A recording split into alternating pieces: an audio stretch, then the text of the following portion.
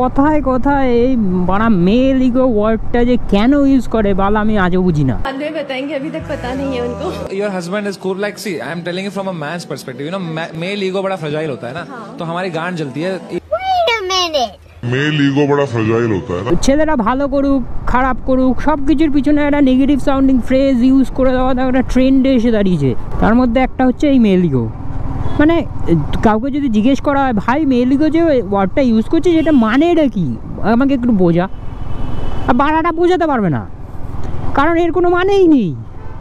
Mail ego টার্মটা actually psychologically দিক থেকে দেখতে হলে মেল ইগো টার্মটার কোনো ভিত্তিই নেই, এর কোনো মানেই নেই। তা সত্ত্বেও পপুলার কালচারে এটা ইউজ করা হয় আর আমরা সবাই ইউজ করি, একটা ভ্যালিড টার্ম হিসেবে টার্মটাকে আমরা ইউজ করি।